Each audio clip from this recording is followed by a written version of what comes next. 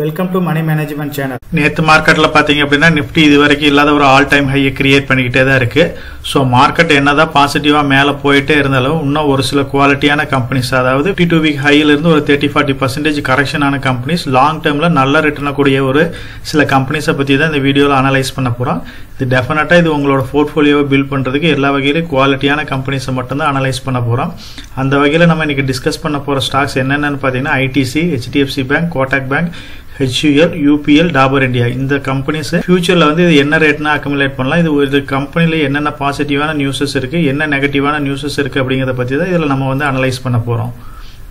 நம்ம சேனல்லே ஆல்ரெடி பார்த்தீங்க அப்படின்னா இந்த இயர் ஸ்டார்டிங்லேயே வந்து கண்டிப்பாக டெஃபினட்டாக வந்து நிஃப்டி வந்து 24,000 பாயிண்ட் ரீச் ஆகும். ஆஃப்டர் எலெக்ஷனுக்கு அப்புறம் இது ரொம்ப சாத்தியமாக இருக்குது அப்படின்ற மாதிரி நம்ம டிஸ்கஸ் பண்ணோம். அதுக்குண்டான ஃபேக்டர்ஸ் எல்லாமே நம்ம அனலைஸ் பண்ணியிருக்கிறோம். அதே மாதிரி பார்த்தீங்க அப்படின்னா 2024க்கு சூட்டபுளான ஸ்டாக்ஸ் என்னவா இருக்கும், லோவர் ப்ரைஸில் என்னென்ன ஸ்டாக்ஸ் இருக்குது அப்படிங்கிறத பற்றி நம்ம சேனல்லே வந்து 500 ரூபாய்க்கு கீழே என்னென்ன குவாலிட்டியான கம்பெனிஸ் இருக்குங்கிறத அனலைஸ் பண்ணியிருக்கோம். இன்றைக்கி இந்த வீடியோவில் 500 ரூபாய்க்கு மேலே இப்போ வந்து மார்க்கெட் என்னதான் ஹையாக இருந்தாலும் லோவில் அட்ராக்டிவான ப்ரைஸில் கிடைக்கிற ஸ்டாக்ஸை தான் இப்போ பார்க்க போகிறோம். இப்போ நம்ம சொன்ன எல்லாத்தையுமே வந்து ப்ரூவ் பண்ணுற மாதிரி ஐசிஐசிஐ செக்யூரிட்டிஸ்லேருந்து ஒரு சில டேட்டாஸ் கொடுத்துருக்காங்க. அந்த வகையில் ஒவ்வொரு எலெக்ஷனுக்கு அப்புறம் பார்த்தீங்க அப்படின்னா ஒரு ஹியூஜான ரேலியை கொடுத்துருக்கு. 2004 எலெக்ஷனுக்கு அப்புறம் பார்த்தீங்க அப்படின்னா ஒரு 51% வந்து ரிட்டர்ன் கொடுத்துருக்கு. 9 ஒரு 77% ரிட்டர்ன் கொடுத்துருக்கு. 2014 ஒரு 27% கொடுத்துருக்கு. 2019 ஒரு 13% கொடுத்துருக்கு. இந்த டைம் ஆஃப்டர் எலெக்ஷனுக்கு அப்புறம் வந்து எவ்வளோ ரிட்டர்ன் கொடுக்குதுங்க நம்ம வந்து அனலைஸ் பண்ணலாம். மார்க்கெட் எப்பயுமே வந்து எக்ஸ்பெக்ட் பண்ணது அப்படியே நடந்துச்சுன்னா ஒரு பெரிய ரிஃப்ளெக்ட் இருக்காது. அதே வந்து நம்ம நினைச்சதுக்கு கொஞ்சம் ஆப்போசிட்டா நடந்த பாசிட்டிவான நியூஸா இருந்துச்சுன்னா நல்ல ஒரு ரிட்டர்னை கொடுக்கும். ஸோ இப்போ மார்க்கெட்டை பொறுத்த வரைக்கும் பிஜேபி கவர்மெண்ட் வந்து கிளீன் ஸ்வீப் எடுக்கிறதுக்கு பாசிபிலிட்டிஸ் இருக்குன்னு இருக்காங்க. கிளீன் ஸ்வீப் எடுத்து நல்ல மெஜாரிட்டியில் வந்துச்சு அப்படின்னா டெஃபினட்டா வந்து ஒரு ரேலியை வந்து ஒரு 5-10% டெஃபினட்டா நம்ம வந்து கிடைக்கிறதுக்கு வாய்ப்பு இருக்கு. அதனால லாங் டர்ம் பாயிண்ட் ஆஃப் வியூல நீங்க வந்து இந்தியன் மார்க்கெட் எப்பயுமே மேலே போறதுக்கு தான் ஜாஸ்தி வாய்ப்பு இருக்கு. அதுக்குண்டான எக்கனாமிக்கல் டேட்டாவாகட்டும் சர்வே ரிப்போர்ட்ஸ் எல்லாமே அதை இண்டிகேட் பண்ணி தான் கொடுத்துட்டு இருக்காங்க. ஸோ நீங்கள் லாங் டர்ம் பாயிண்ட் ஆஃப் வியூவில் இன்வெஸ்ட் பண்ணுறா அப்படின்னா இப்போ இருக்கிற 52 வீக் லோவில் இருக்கிற ஸ்டாக்ஸ் குவாலிட்டியான கம்பெனியில் நீங்கள் இன்வெஸ்ட் பண்ணீங்க அப்படின்னா ஒரு நல்ல ரிட்டர்ன் கொடுக்கறதுக்கு நிறைய ஆப்பர்ச்சுனிட்டிஸ் இருக்கு. இதில் ஃபர்ஸ்ட் ஸ்டாக்கை நம்ம பார்க்க போகிறது ஐடிசி. ஸோ ஐடிசி வந்து உடனே வந்து நீங்கள் வந்து நல்ல ரிட்டர்னை கொடுத்துருன்னு எக்ஸ்பெக்ட் பண்ண முடியாது. ஒரு 2-3 இயர்ஸ்க்கு முன்னாடி பார்த்தீங்க அப்படின்னா நல்ல ஒரு கன்சல்டேஷன் மோடில் தான் இருந்துச்சு. அதுக்கப்புறம் இந்த 1 or 2 இயர்ஸில் தான் நல்ல ரிட்டர்னை கொடுத்துருக்கோம். ஐடிசியை பொறுத்த வரைக்கும் பாசிட்டிவான நியூஸ் என்ன அப்படின்னா ஓரளவுக்கு இப்போ பிஇ வந்து கரெக்ஷன் ஆகிருக்கு. நிறைய பிஸ்னஸ் மாடல்ஸ் இருக்கு. இவங்களுக்கு ஒரே ஒரு ப்ராப்ளம் என்ன அப்படின்னா இவங்க வந்து நிறைய கம்பெனிஸை வந்து ஒரே குரூப்பு கீழே வந்து ரன் பண்ணிட்டு இருக்காங்க. ஸோ ஒரு சில கம்பெனிஸ், அதாவது ஒரு சில செக்டர் இருக்கிற கம்பெனிஸ் நல்லா பர்ஃபார்ம் பண்ணலினா கூட இந்த ஸ்டாக் வந்து ஃபால் ஆகிறதுக்கு நிறைய பாசிபிலிட்டிஸ் இருக்கு. இந்த டைம் வந்து பாத்தீங்க அப்படின்னா சிகரெட் பிசினஸ் வந்து அந்த அளவுக்கு கொஞ்சம் ரிட்டர்ன் கொடுக்காதனால இந்த ஸ்டாக் வந்து கரெக்ஷன் ஆச்சு. அது இல்லாம ஐடிசில இருந்து ஐடிசி ஹோட்டல் வந்து டிமர்ஜ் பண்ற நியூஸ் வந்ததுக்கு அப்புறம் இந்த ஸ்டாக் 52 வீக் ஹைங்கிறது பாத்தீங்க அப்படின்னா 500 ரூபாய்க்கு பக்கமா போயிருந்துச்சு. லோ 370 ரூபாயா இருக்கு. இப்போ 400 ரூபாய் அந்த ரேஞ்சில் ட்ரேட் ஆயிட்டு இருக்கு. நல்ல ஒரு ஹியூஜான கரெக்ஷன் தான். லாங் டேர்ம் பாயிண்ட் ஆஃப் வியூல ஒரு குவாலிட்டியான கம்பெனி உங்க போர்ட்ஃபோலியோல இருக்கணும் அப்படின்னா டெஃபினட்டா வந்து ஐடிசியை கன்சிடர் பண்ணுங்க. இமீடியட் ரிட்டர்ன் கிடைக்காது. 5-10 இயர்ஸ் நீங்க வெயிட் பண்ற அப்படி இருந்தா இதெல்லாம் வந்து ஒரு குவாலிட்டியான அருமையான கம்பெனியை தான் ஐடிசியை பார்க்கணும். HUL பொறுத்த வரைக்கும் FMCG செக்டரோட ரிசல்ட்ஸ் வந்து அந்த அளவுக்கு அட்ராக்டிவா இல்லை. அதனால HUL மட்டும் அதர் கம்பெனிஸ் எல்லாமே வந்து நல்லா ஃபாலோ ஆயிட்டு தான் இருந்துச்சு. ஸோ இப்போ பார்த்த இந்த வேல்யூஸ், அதாவது கரண்ட் மார்க்கெட் பிரைஸ் எல்லாமே வந்து இன்னைக்கு மார்க்கெட் ப்ரீ ஓபன் செஷன்லயே நான் ரெக்கார்ட் பண்ணிட்டேன். அதனால வந்து ரேட்ல வந்து லைட்டா டிஃபரன்ஸ் இருக்கும். அது இல்லாமல் இந்த ஸ்டாக்கோட 52 வீக் லோ வந்து பார்த்தீங்க அப்படின்னா 2700 ரூபாயில இருந்து ஹையில இருந்து 2346 ரூபா வரைக்கும் போயிருக்கு. இப்போ பார்த்தீங்க அப்படின்னா 2388 ரூபா லோவுக்கு பக்கமாக தான் ட்ரேட் ஆகிட்டு இருக்கு. இதெல்லாம் லாங் டேர்ம் பாயிண்ட் ஆஃப் குவாலிட்டியான கம்பெனிஸ். நெஸ்லேவோட ஸ்டாக் ஸ்பிளிட்டும் இப்போ தான் ரீசெண்டாக முடிஞ்சிச்சு. அதையுமே வந்து பார்த்தீங்க அப்படின்னா அந்த அளவுக்கு பர்ஃபார்ம் பண்ணல. ஸ்பிளிட்டுக்கு அப்புறம் நெஸ்லே ஸ்பிளிட்டுக்கு அப்புறம் ஒரு நல்ல ரேலியை கொடுக்குன்னு எக்ஸ்பெக்ட் பண்ணா FMCGயோட ரிசல்ட்ஸ் அந்த அளவுக்கு பாசிட்டிவாக வராதனால இப்போ இந்த கம்பெனிஸ் எல்லாமே ஒரு ஹியூஜான கரெக்ஷன்ல இருக்கு. அதனால ஒரு நல்ல ஆப்பர்ச்சுனிட்டியா கன்சிடர் பண்ணுங்க. ஹிந்துஸ்தானும் லாங் டேர்ம் பாயிண்ட் ஆஃப் வியூல நல்ல ஒரு ரிட்டர்ன் கொடுக்கக்கூடிய கம்பெனி தான். இந்த கம்பெனிக்கு என்ன ஒரு மைனஸ் அப்படின்னு பாத்தீங்க அப்படின்னா இவங்க வர்ற ப்ராஃபிட் எல்லாமே வந்து ராயல்ட்டின்ற முறையில கொஞ்சம் அவங்க பேரண்ட் கம்பெனிக்கு எடுத்துட்டு போவாங்க. அது ஒரு பெரிய ப்ராப்ளம் கிடையாது.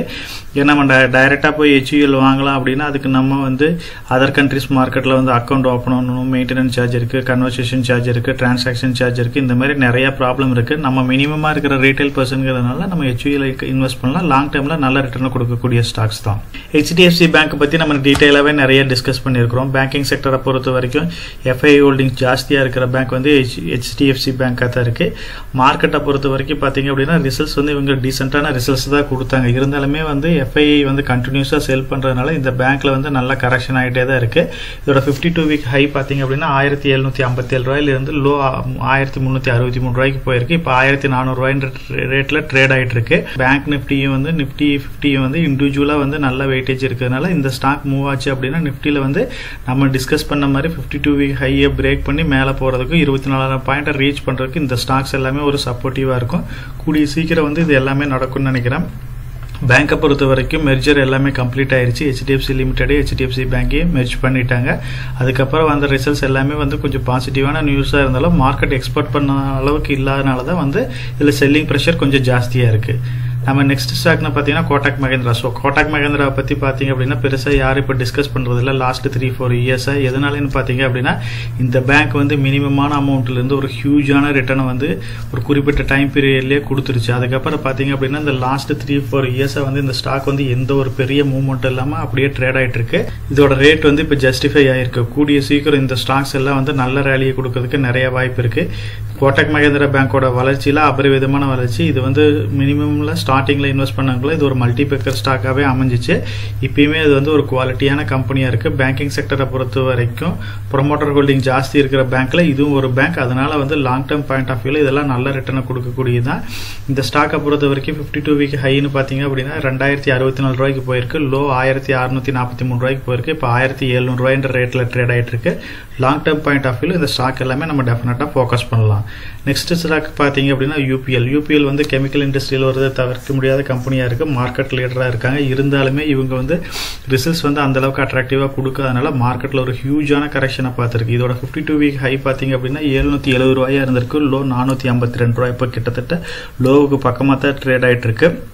அது இல்லாமல் அக்ரி பிஸ்னஸுக்கு அந்த அளவுக்கு காலநிலையும் சப்போர்ட் பண்ணல. அதனால இந்த ஸ்டாக் வந்து கொஞ்சம் கரெக்ஷன் ஆயிருக்கு. லாங் டேர்ம் பாயிண்ட் ஆஃப் வியூல இதெல்லாம் நல்ல ரிட்டர்ன் கொடுக்கக்கூடியது. இந்த கம்பெனிக்கு நெகட்டிவ்னு பார்த்தீங்க அப்படின்னா கடன் வந்து கொஞ்சம் ஜாஸ்தியா இருக்கு. ஸோ கடன் ஜாஸ்தியா இருக்கிறதுனால இந்த கம்பெனியோட ரேட் வந்து மார்க்கெட்டில் இன்னும் ஜஸ்டிஃபை ஆக மாட்டேங்குது. அதனால தான் எப்பயுமே வந்து ஒரு கரெக்ஷனாக இருக்கு. ஸோ இந்த கம்பெனியை பொறுத்த வரைக்கும் கடன் வந்து கொஞ்சம் ஜாஸ்தியா இருக்கிறத மேஜரான ப்ராப்ளமாக பார்க்கணும்.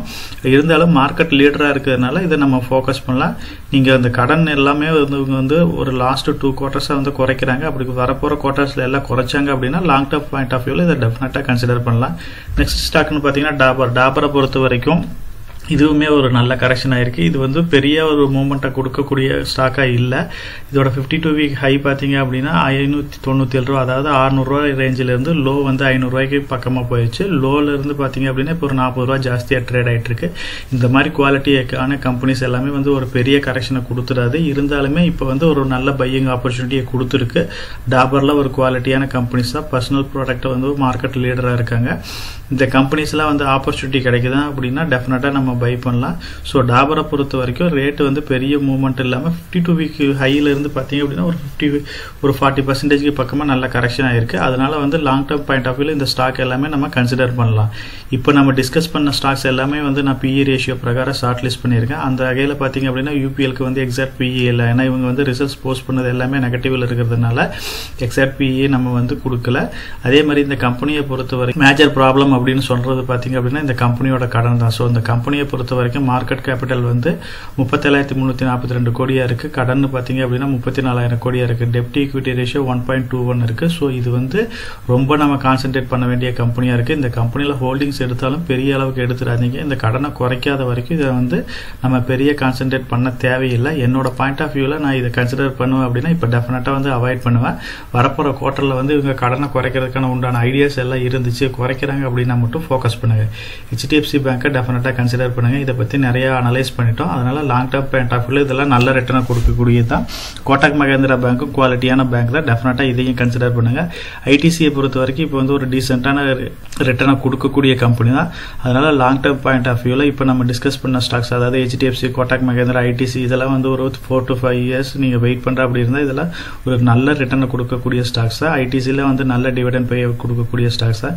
இப்போ இதில் இருக்கிற ஒரே ப்ராப்ளம் பார்த்தீங்க அப்படின்னா பேட் வந்து கொஞ்சம் செல்லிங் ப்ரெஷர் இருக்கு. இருக்கு. பேட்டுங்கிறது வந்து பிரிட்டிஷ் அமெரிக்கன் டொபாக்கோ, இதோட பேரண்ட் கம்பெனி. அவங்களுக்கு கடன் ஜாஸ்தியாக இருக்கிறதுனால ஐடிசியில் இருந்து ஹோல்டிங்ஸை கொஞ்சம் குறைக்கிற மாதிரி சொல்லிட்டு இருக்காங்க. ஐடிசியில் வந்து 29% பக்கமாக ஹோல்டிங்ஸ் வச்சிருக்காங்க. அதில் வந்து ஒரு 4% குறைச்சிட்டு 25 லெவலில் மெயின்டைன் பண்ணலான்னு இருக்காங்க. இது 20,000 கோடியிலிருந்து 25,000 கோடி வரைக்கும் வந்து பார்த்தீங்க அப்படின்னா அந்த 4% வேல்யூ இருக்கும். அது ஐடிசியோட டோட்டல் வேல்யூ கம்பேர் பண்ணுறப்போ பெரிய வேல்யூவாக இல்லைனாலும் மார்க்கெட்டில் வந்து கொஞ்சம் செல்லிங் ப்ரெஷர் இருக்குது. அப்படி விற்கிறாங்க அப்படின்னா இன்னுமே ஐடிசி வந்து பிலோ 400 கீழே போகும். அப்படி போகிறப்ப டெஃபினட்டாக அந்த வாய்ப்பை யூஸ் பண்ணி நீங்கள் பை பண்ணிக்கங்க. HUL வந்து ஒரு குவாலிட்டியான கம்பெனி தான், அட்ராக்டிவான ப்ரைஸில் இருக்குது. நீங்கள் இமீடியட்டாக கன்சிடர் பண்ணுறதுனால பண்ணலாம். டாபரும் வந்து அதே மாதிரி நல்ல ஒரு அட்ராக்டிவான ப்ரைஸில் தான் இருக்குது.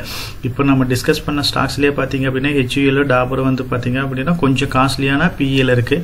இருந்தாலுமே இண்டஸ்ட்ரி பிஇ கூட கம்பேர் பண்ணுறப்போ ஓரளவுக்கு அட்ராக்டிவான ப்ரைஸில் தான் இருக்குது. HUL பொறுத்த வரைக்கும் இண்டஸ்ட்ரி பிஇ 55 இருக்குது, இந்த கம்பெனிக்கு 55 இருக்குது. டாபரை பொறுத்த வரைக்கும் 42 இருக்கிறது, 53 இருக்குது. ஸோ எஃப்எம்சிஜி ப்ராடக்ட் எப்பயுமே வந்து பார்த்தீங்க அப்படின்னா பிஇ கொஞ்சம் காஸ்ட்லியாக தான் இருந்து, காஸ்ட்லியாக இருந்தாலும் ஓரளவுக்கு நியர்பை தான் இண்டஸ்ட்ரி பிஇக்கு ட்ரேட் ஆகுது. லாங் டேர்ம் பாயிண்ட் ஆஃப் வியூவில் டெஃபினட்டாக இந்த ஸ்டாக் வந்து நீங்கள் கன்சிடர் பண்ணலாம். இந்த 2 ஸ்டாக்குமே இப்போ பார்த்து இந்த 6 ஸ்டாக்கில் நீங்கள் யூபிஎல்ல தவிர ரிமைனிங் இருக்கிற ஸ்டாக்ஸ் வந்து நீங்கள் இமீடியட்டாகவே கன்சிடர் பண்ணலாம். எந்த ஒரு ப்ராப்ளமும் இல்லை. முடிஞ்ச வரைக்கும் இந்த மாதிரி குவாலிட்டியான கம்பெனிஸ், அதாவது HDFC பேங்க், ஐடிசி, இதுலாம் வந்து நீங்கள் எஸ்ஐபி மோடில் கூட இன்வெஸ்ட் பண்ணலாம். அப்படி இல்லை மார்க்கெட்டில் ஒரு ஹெவியான கரெக்ஷன் இருக்குது, உங்களுக்கு ஒரு லம்சமான அமௌண்ட் கிடைக்குது, எலெக்ஷனுக்கு அப்புறம் பார்த்தீங்க அப்படின்னா ஒரு நல்ல ரேலியை கொடுக்கும், அதனால நான் லம்சமாக இன்வெஸ்ட் பண்ணுறேன் அப்படின்னா நீங்கள் இந்த இப்போ செலக்ட் பண்ணியிருக்கிற இந்த 5 ஸ்டாக், அதாவது HDFC bank, Kotak Mahindra, ITC, HUL, Dabur இந்தியாவில் நீங்கள் இன்வெஸ்ட் பண்ணுங்கள். லாங் டேர்மில் இது ஒரு நல்ல ரிட்டர்னை கொடுக்கக்கூடிய கம்பெனிஸ் தான். நம்ம சேனல்லையே பார்த்தீங்க அப்படின்னா போர்ட்ஃபோலியோ அப்படின்னு ஒரு பிளேலிஸ்ட் இருக்குது. இது லாங் டேர்ம் இன்வெஸ்ட்மெண்ட்டுக்கு சூட்டபுளான ஸ்டாக்ஸை பற்றி நம்ம டீட்டெயிலாக டிஸ்கஸ் பண்ணியிருக்கிறோம்.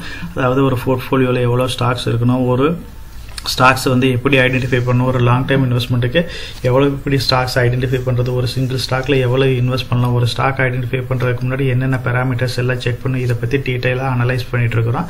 இந்த அனலைஸ் எல்லாமே உங்களுக்கு உங்களோட போர்ட்ஃபோலியோ வந்து டெவலப் பண்ணுறதுக்கு எல்லா வகையிலையும் சப்போர்ட்டிவாக இருக்கும். ஸோ இது வரைக்கும் ஃபாலோ பண்ணல அப்படின்னா நீங்கள் ஃபாலோ பண்ணுங்கள். நிறைய குவாலிட்டியான கம்பெனிஸை பற்றி டிஸ்கஸ் பண்ணிட்டு இருக்கிறோம். இன்னும் வரப்போகிற பீரியடில் பார்த்தீங்க அப்படின்னா இன்னும் நிறைய கம்பெனிஸ் வந்து ஐடென்டிஃபை பண்ணி வச்சு டிஸ்கஸ் பண்ணியிருக்கிறோம். செக்டர் ஓரியன்டாக நிறைய கம்பெனிஸ் வந்து அனலைஸ் பண்ணிட்டு இருக்கிறோம். நம்ம சேனலை பொறுத்த வரைக்கும் நம்ம சேனலை வந்து சப்ஸ்கிரைப் பண்ணிட்டு ஒரு 45% பார்க்குறாங்க, சப்ஸ்கிரைப் பண்ணாமல் ஒரு 55% பார்த்துட்டு இருக்காங்க. சப்ஸ்கிரைப் பண்ணாதவங்க நம்ம சேனலை வந்து சப்ஸ்கிரைப் பண்ணி சப்போர்ட் பண்ணுங்க. நம்ம சேனல் மெம்பர் கம்யூனிட்டியில் போர்ட்ஃபோலியோ அப்டேட், அதாவது என்னோட போர்ட்ஃபோலியோல என்ன ஸ்டாக் பை பண்றேன், என்ன ஸ்டாக் செல் பண்றேன், என்னென்ன சேஞ்சஸ் பண்ணிட்டு இருக்கேன், இதை பத்தி இன்ஃபர்மேஷன்ஸ் வந்து ஷேர் பண்ணிட்டு இருக்கேன். டெய்லி மார்க்கெட் அப்டேட் வந்து முடிஞ்ச வரைக்கும் போஸ்ட் பண்ணிட்டு இருக்கேன். கார்பரேட்ல என்னென்ன ஈவென்ட் இருக்கு, நம்மளோட இந்திய எக்கனாமியை பத்தி ஒரு சில யூஸ்ஃபுல்லான இன்ஃபர்மேஷன்ஸ் எல்லாமே ஷேர் பண்ணிட்டு இருக்கோம். மெம்பர் கம்யூனிட்டியில் ஜாயின் பண்ணி இதை ரெகுலரா ஃபாலோ பண்ணீங்க அப்படின்னா உங்களுக்கு நாலேஜ் இம்ப்ரூவ் ஆகிறது மட்டும் இல்லாம உங்களோட போர்ட்ஃபோலியோவை ஹெல்த்தியா பில்ட் பண்றதுக்கு எல்லா வகையிலையும் சப்போர்ட்டிவா இருக்கும். இப்ப டிஸ்கஸ் பண்ண இன்ஃபர்மேஷன் எல்லாம் உங்களுக்கு யூஸ்ஃபுல்லா இருக்கும்னு நினைக்கிறேன். இந்த வீடியோ உங்களுக்கு யூஸ்ஃபுல்லா இருந்துச்சு அப்படின்னா நம்ம சேனலை வந்து சப்ஸ்கிரைப் பண்ணுங்க, நம்ம வீடியோவை லைக் பண்ணுங்க, ஷேர் பண்ணுங்க. கமெண்ட் செக்ஷன் ஓப்பன்ல தான் இருக்கு. சோ இந்த வீடியோ பத்தி உங்களோட ஒப்பீனியன் என்ன, இதுல என்னென்ன டவுட்ஸ் இருக்கு அப்படின்னு நீங்க கமெண்ட் செக்ஷன்ல போஸ்ட் பண்ணீங்க அப்படின்னா உங்களுக்கு மட்டும் இல்லாம நம்ம வியூவர்ஸ் எல்லாத்துக்குமே நல்ல ஒரு சப்போர்ட்டிவா இருக்கும். நான் ஒரு செபி ரிஜிஸ்டர்ட் அட்வைசர் கிடையாதுங்க. நம்ம சேனலில் போடுற வீடியோக்கள் எல்லாமே வந்து பார்த்தீங்கன்னா எஜுகேஷனல் ஆர் இன்ஃபர்மேஷன் பர்பஸ்க்கோசரம் போஸ்ட் பண்ணுற வீடியோக்கள் தாங்க. இன்வெஸ்ட்மெண்ட்னா கண்டிப்பாக ரிஸ்க் இருக்கும். அதனால நீங்கள் உங்கள் ஃபினான்ஷியல் அட்வைசர்கிட்ட டிஸ்கஸ் பண்ணியோ இல்லை நீங்களா ஓன் டிசிஷன் எடுத்தோ இன்வெஸ்ட் பண்ணுங்கள்.